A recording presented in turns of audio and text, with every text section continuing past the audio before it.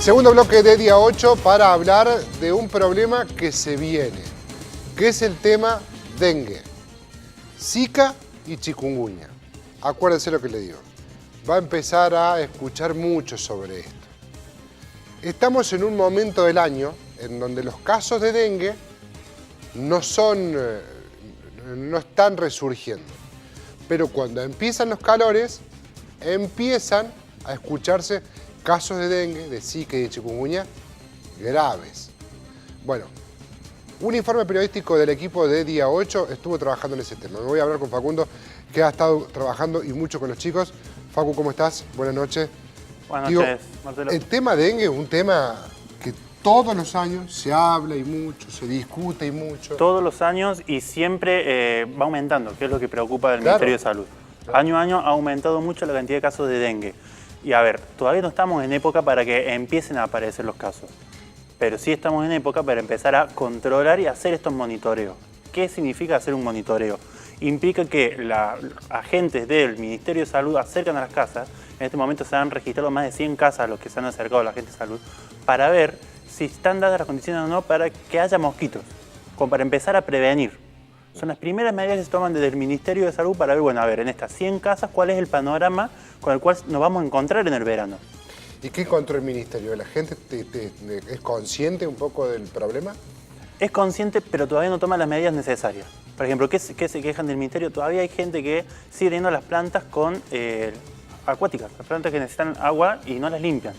Que eso es uno de los principales factores en donde se puede llegar a desarrollar la larva del mosquito.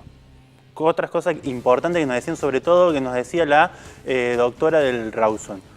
Los pastos altos o los baldíos son el lugar donde el mosquito macho va a comer y ahí genera condiciones para después tener ya la mosquita hembra, que es la mosquita hembra la que chupa la sangre y distribuye la enfermedad. Claro, estamos hablando de cuestiones casi básicas que tienen que ver con limpieza.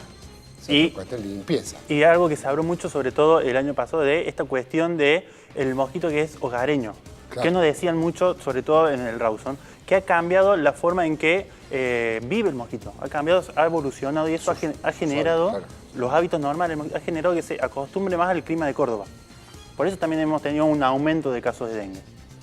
¿Primera parte del informe? Primera parte del informe, los monitoreos en los barrios de la ciudad. ¿Con qué se encontraron estos agentes del Ministerio de Salud? Dengue, zika y chikungunya. Esto pasa en Córdoba ahora. Estamos visitando 600 viviendas, ¿sí?, en 30 barrios diferentes de la ciudad de Córdoba, en donde estamos realizando el monitoreo de viviendas que consiste en la visita, ¿sí?, de los vecinos para ver e identificar aquellos recipientes que pudiesen tener alguna larva de los mosquitos. Y en ese caso se toma muestra y luego se analiza y se ve qué especie es. Esto nos sirve para identificar las especies que andan circulando, la proliferación de mosquitos y también para estimar niveles de riesgo que hay en distintos puntos de la ciudad y de los barrios de nuestra ciudad. Ingresamos a los patios o al comedor y identificamos los recipientes que más prevalentemente pueden ser o criaderos o potenciales criaderos de los mosquitos. Y a su vez informamos acerca de los riesgos, de las medidas de prevención que tienen que tomar en lo referente a evitar las picaduras de los mosquitos y, particularmente dar información para la prevención. Particularmente ahora, en el mes de septiembre y en esta semana que arrancamos ayer, venimos encontrando recipientes que están vacíos, pero que son potenciales criaderos porque están en la intemperie y pueden llegar a acumular agua cuando sean las primeras lluvias. Y también mucho florero, ese nos falta, la planta acuática. La planta acuática y el florero son los clásicos recipientes y también lo que es las piletas, las piscinas que no están en uso, tienen agua y ahí se pueden llegar a criar algunos mosquitos. A raíz de los resultados que tengamos y que vayamos obteniendo durante esta semana, luego se establecen estos índices de riesgo y se evalúan medidas a realizar. Parece básico porque lo venimos escuchando ya hace tanto tiempo. Pero no se hace. pero no se hace. Y según los casos, según los especialistas nacionales, este año, por los datos que daba Facu, el tema dengue y sobre todo el tema Zika va a venir mucho más grave en Argentina. A ver, y esto es algo que nos decían, sobre todo ahora ya vamos a ir a la segunda parte del informe, pero el mayor miedo es el tema Zika, Claro. porque no se conoce. Los profesionales no conocen cómo tratar este tema. A ver, el tema Zika no es una enfermedad, o no es una enfermedad que estemos acostumbrados en este lado del continente, y es muy nueva. Para que ustedes se den una idea lo grave del Zika, más de 30 deportistas de élite no fueron a Brasil en los Juegos Olímpicos por el tema Zika. Y ahí va Por un miedo. detalle. Y ahí va un detalle. Brasil, en los últimos años, ha sido un boom de lo turístico en Argentina. Brasil, claro. Ir a Brasil a vacacionar ha sido en el último año, ha aumentado mucho la cantidad de argentinos que han ido a Brasil. Y eso genera lo que es los casos, que no son autos, sino los casos exportados. Claro. Los casos importados, Claro. que es lo que generan después que se empiezan a contagiar aquí en el país. A ver, algunos datos que tiene que tener en cuenta usted. El mosquito tiene un recorrido de 300 metros. De donde nace, 300 metros puede recorrer.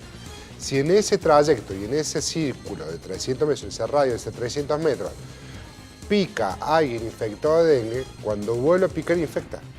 Y lo mismo sucede con el Zika. Entonces, por eso es grave.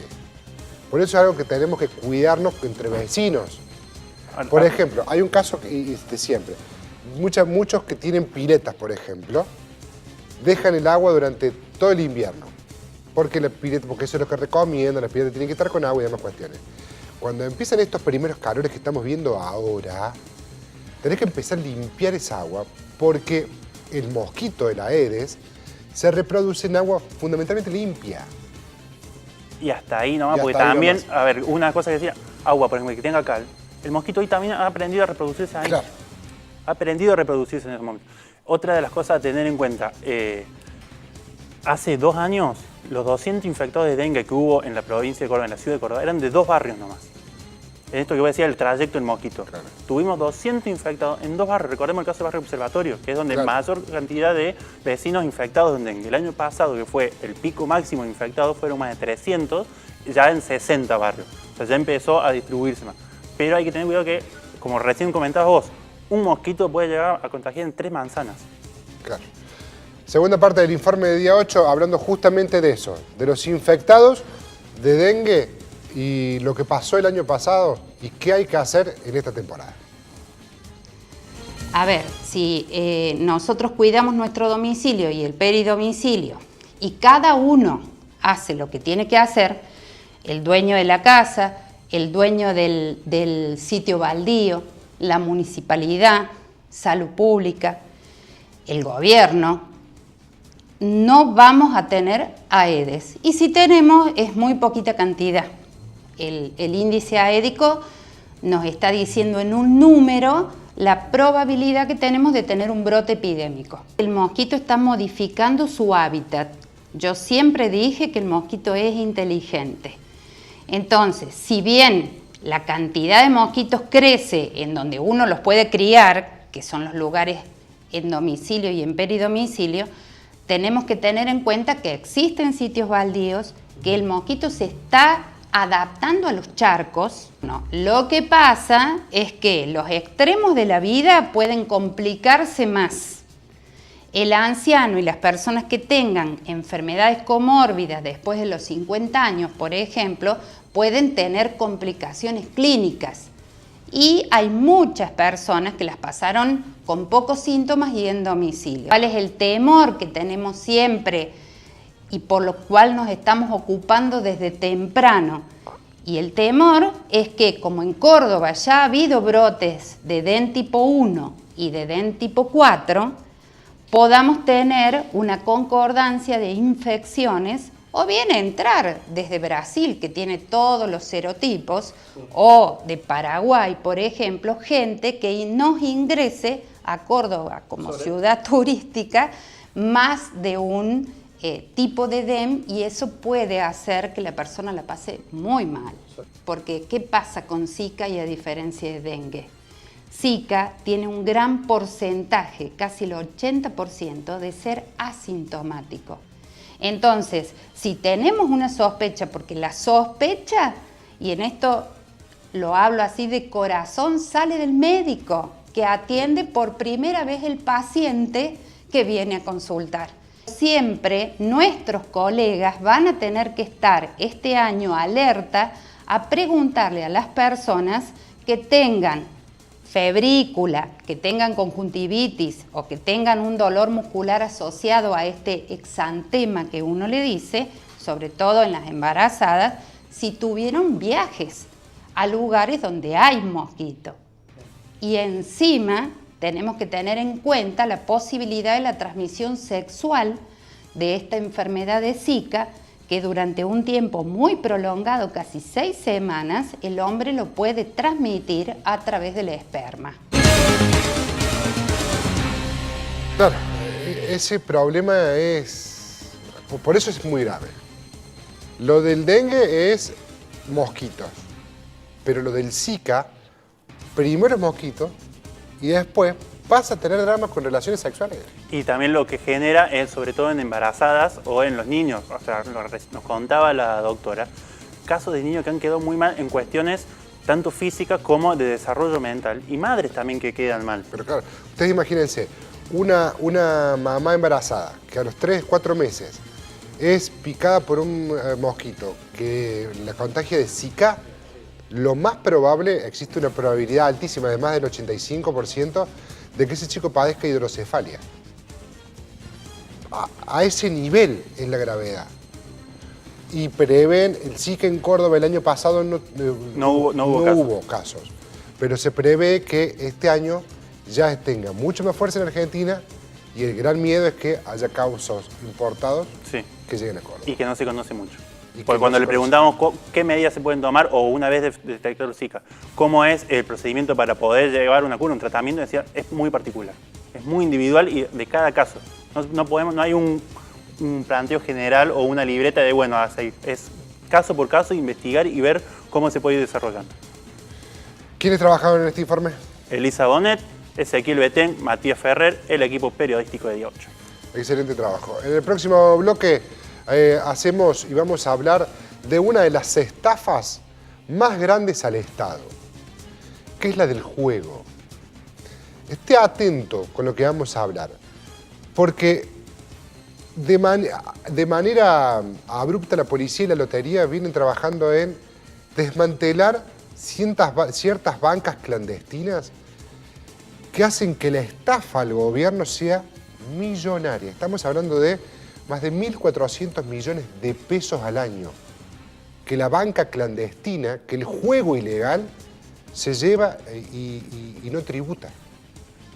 Esa estafa está pululando por Córdoba y sobre todo por los pueblos sojeros en donde hay mayor poder adquisitivo y se apuesta más fuerte.